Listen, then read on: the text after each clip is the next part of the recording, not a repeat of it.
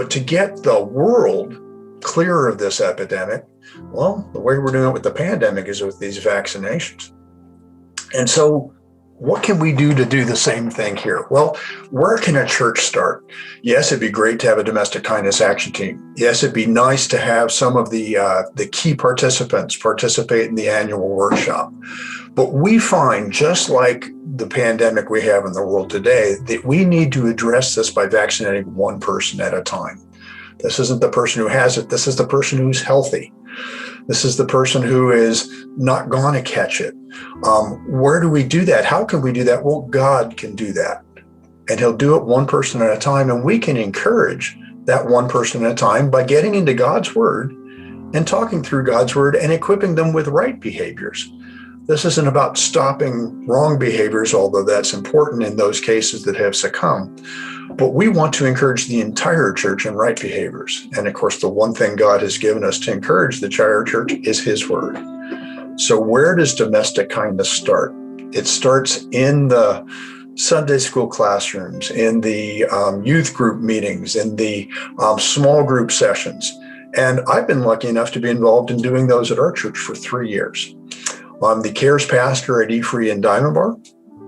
And I've taught the domestic kindness series called Relational Awareness. I've had, I think, 3 or 4 opportunities to bring those to different groups. Other people in our church have taught them to the high schoolers. Other people have taught them to dating couples. Other people have taught them to singles. I brought them to the seniors in our church.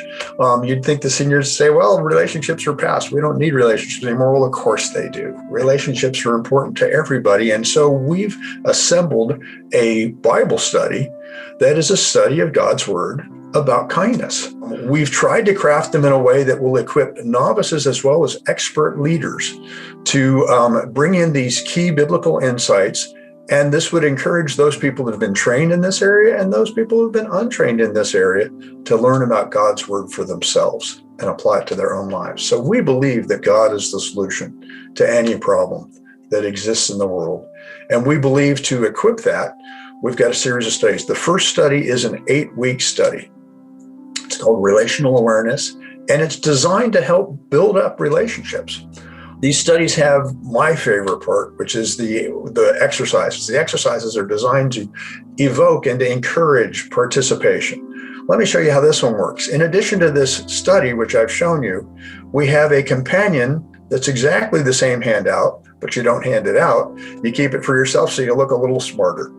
It shows what we're looking for in those notions, but just some simple guidelines. You can go through this handout ahead of time, write your own notes so that you can share.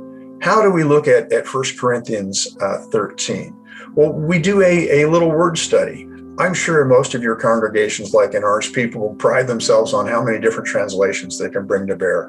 Invariably, you ask somebody to read, and they read the one translation that doesn't have the word translated the way you want to. Well, this is a fun study for that.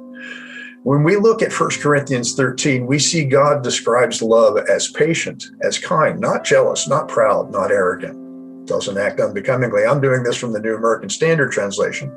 And then I turn to the group and say, what does your translation say? Now, this should be an easy thing for your group to share because they have a translation in front of them. They don't have to think up an answer. They can just look in 1 Corinthians 13 and say, well, mine doesn't have patient. Mine has long suffering. Mine doesn't have kind. It has gentle. Mine doesn't have not jealous. It has not envious. And you can evoke a conversation that hopefully will open up the discussion and have people feeling more comfortable about pulling together the notions and the ideas and concepts that they want to bring forward for people to speak to.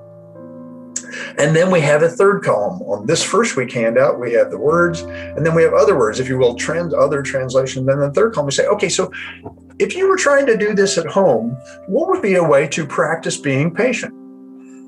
And we hope you'll evoke a conversation, a series of notions that people will bring and start to breathe life into the living word that God provides us.